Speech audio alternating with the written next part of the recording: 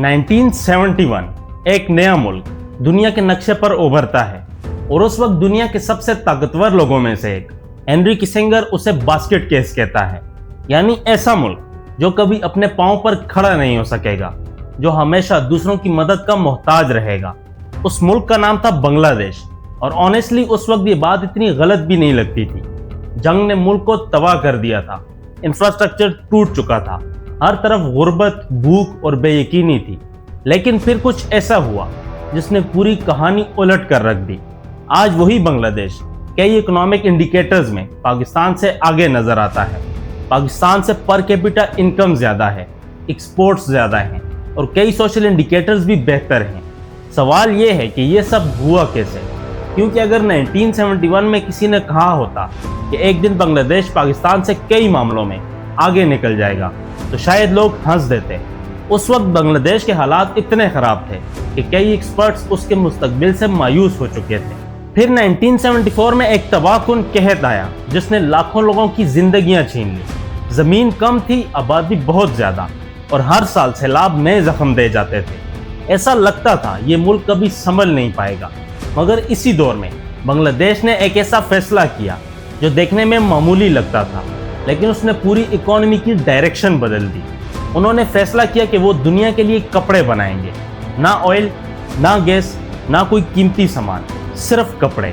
आज जब आप अपनी शर्ट्स, जीन्स या जैकेट का टैग देखते हैं तो बहुत मुमकिन है कि उस पर लिखा हो मेड इन बांग्लादेश।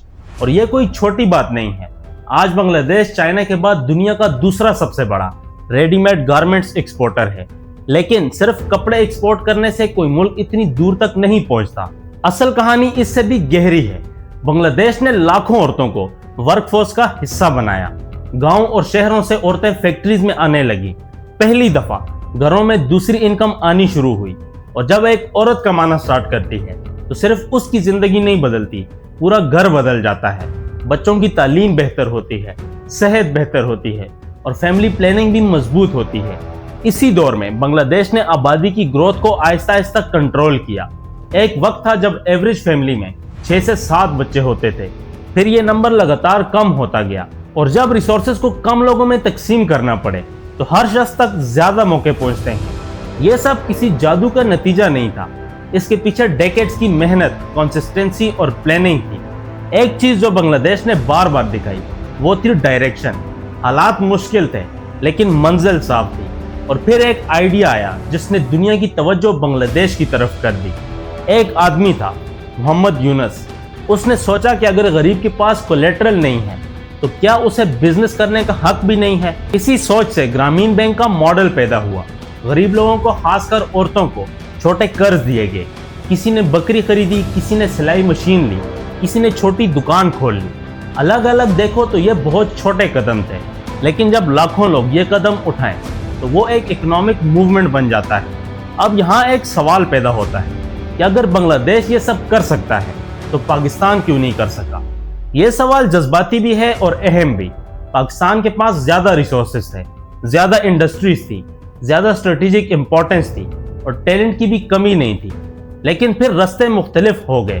पाकिस्तान को बार बार सियासी बेचैनी, पॉलिसी शिफ्ट्स, सिक्योरिटी चैलेंजेस और इकोनॉमिक अनसर्टेनिटी का सामना करना पड़ा। एक हुकूमत आई तो एक पॉलिसी शुरू हुई, दूसरी आई तो डायरेक्शन बदल गई।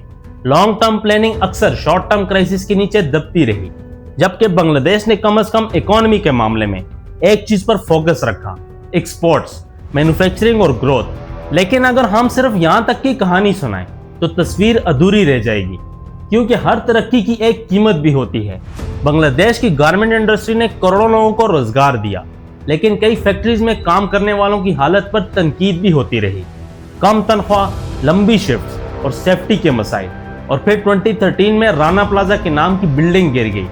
1100 से ज्यादा मजदूर अपनी जान से हाथ धो बैठे। ये उस तरक्की का वो पहलू था जो इकोनॉमिक रिपोर्ट्स में नजर नहीं आता। और चैलेंजेस आज भी खत्म नहीं हुए। क्लाइमेट चेंज बांग्लादेश के लिए बहुत बड़ा खतरा है। समंदर की सतह बढ़ रही है, सैलाब शदीद हो रहे हैं और सियासी तनाज़ात भी वक्त वक्त पर मुल्क को हिला देते हैं। यानी सफर अभी खत्म नहीं हुआ।